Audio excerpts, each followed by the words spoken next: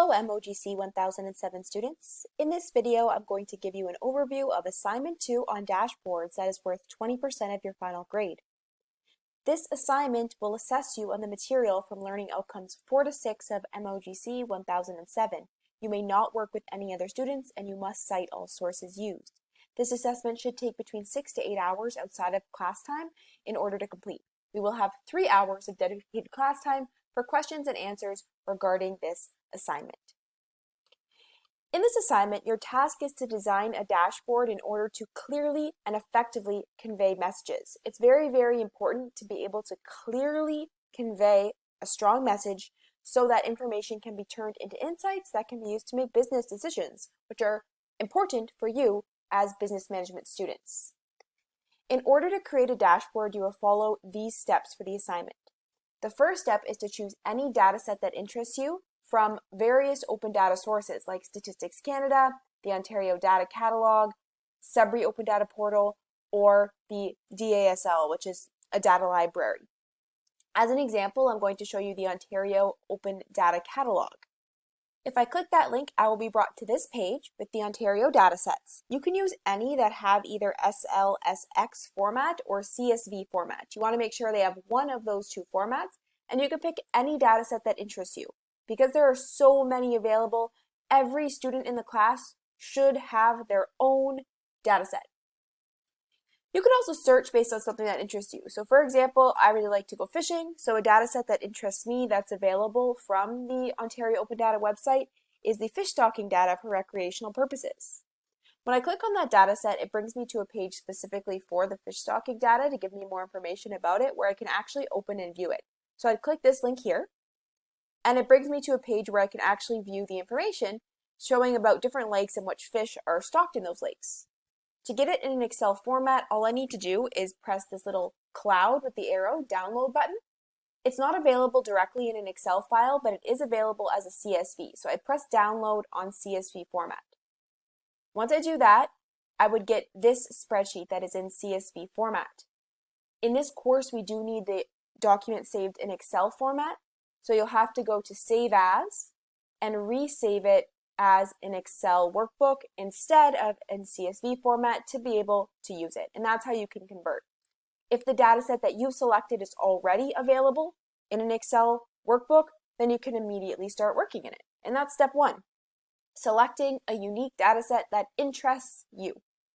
You must also include the link to that dataset as your reference to it, because although these are open, you still need to say where you got the data from. Next, in order to make a dashboard, you have to think about why you're making that dashboard or what questions you want to answer. So you are going to self-generate 3 key questions that you will answer through creating a dashboard. Once you know your questions, you're going to design a dashboard in order to answer those questions. Your dashboard needs to include a title, the 3 questions that you're going to answer, at least 3 descriptive statistics. So those are calculations like counts, sum, averages, etc. 3 visualizations, which can be any charts that we've learned, pie charts, column or bar charts, line charts, scatter charts, histograms, or combination charts. At least 1 pivot table, and 1 other visualization tool like slicers, sparklines, or data bars. You can also include text and icons in order to clarify any information. You'll use all of these types of visualizations to clearly convey your message. Not only do you have to include these components, you need to make sure that you're carefully selecting which components to include and considering how they're going to clearly answer your 3 questions. That means that every visualization you include, like statistics, charts, or pivot tables, should serve a unique purpose, but also work together to answer all 3 questions. So each chart, each table has its own purpose, but all work together to help answer all 3 key questions. Finally, all components of your dashboard must also follow the principles of effective design.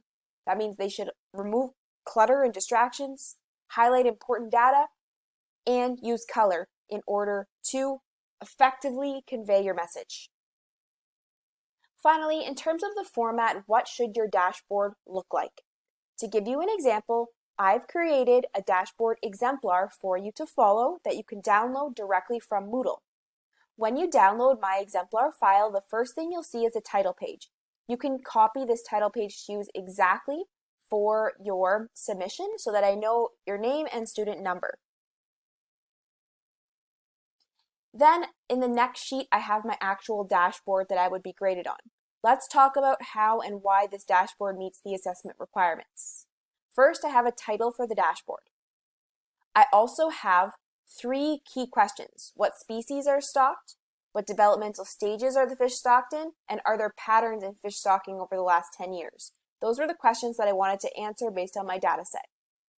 In order to do this, I have various descriptive statistics. These are what I called fast fish facts, where I did counts to count the number of fish species and districts that fish are stocked in and unique lakes that fish are stocked in. I did mode for the most common species and the most common type stocked, which are yearlings, that's their developmental stage. I did sum for total number of fish stocked, and I've done max and min to figure out the years that they were stocked between. So those are all of my descriptive statistics. I have many more than 3, but you need a minimum of 3. Then I have 3 charts. So you have to have a minimum of 3 charts. I've got a bar chart, a pie chart, and a line chart. They all must be the appropriate type for the data, and I've used 1 chart for answering each type of question. Also, for my other visualization piece, I've included some slicers, and I actually have used some lookups in here to be able to report to people that if they put in the name of a lake, you can find out when it was last stocked and the number of fish that were put in, as well as the type of fish. So this is meant to be the interactive other piece of the dashboard, other tools that are meant to enhance the interactivity and just overall design of the dashboard. And finally, I have a little pivot table that I've really filtered down to be extremely specific to the townships that I go fishing in.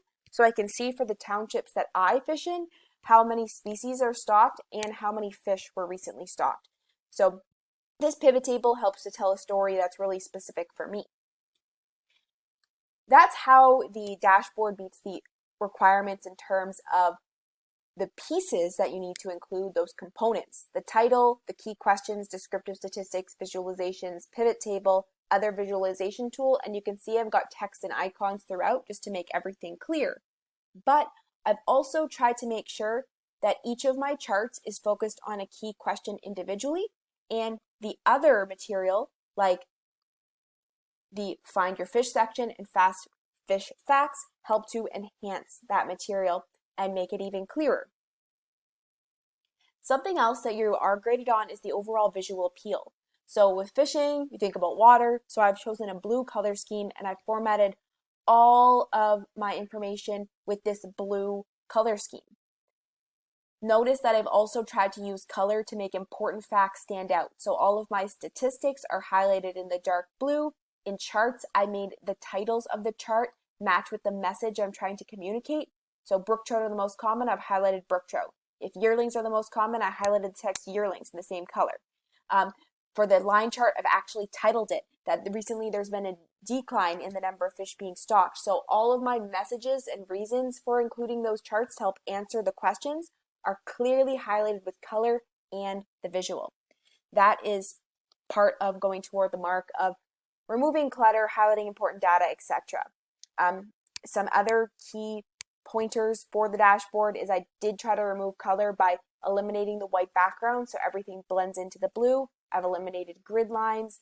I've eliminated axes when I don't need them because I have data labels instead, and any other unnecessary information. So I only have what I need to.